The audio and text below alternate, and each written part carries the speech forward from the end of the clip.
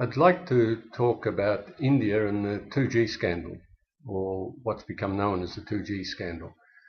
In fact, I'm talking about India and corruption.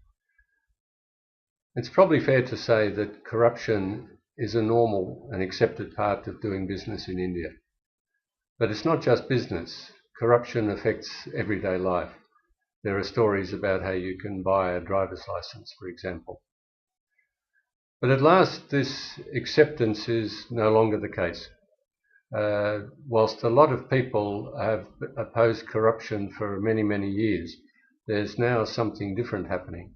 There's a growing movement, a grassroots movement, that is clearly determined to fight corruption in the country. People are especially fed up with corruption within government and the bureaucracy.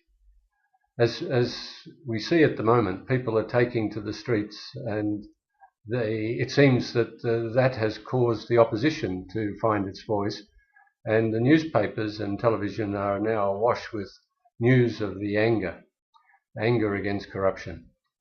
So what triggered this? Well, the breaking of the telecom license scandal, the 2G scandal, as it became known, late last year was the trigger.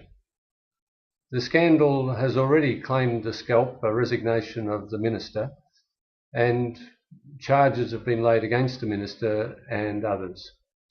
And now we have a major inquiry in train looking at corruption in respect of the 2G situation, 2G licenses. So there's something different this time. We've even seen the telecom moguls, Tata and Ambani, on television at the time they appeared before the Commission of Inquiry. Of course, the narrative was quick to add that they have not been charged with anything. So what brought this to a head? The 2G auctions back in 2008 did cause a few rumblings at the time, mainly because of the process, a lack of transparency, and the speed, the haste with which they were held. But there was no big reaction, not at the time, until the report by the Auditor General in November last year. That report alleged that the ministry had lost up to $40 billion in revenue to the government. In other words, the process had sold the 2G licenses too cheap. They had been sold at 2001 prices, which was known at the time.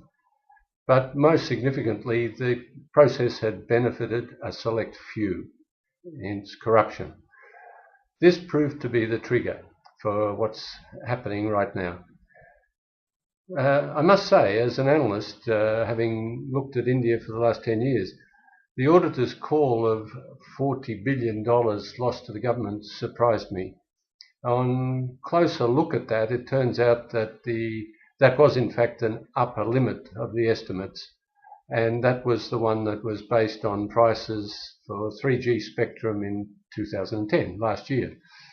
So I doubt that the market would ever have paid that sort of price for 2G spectrum, even at auction.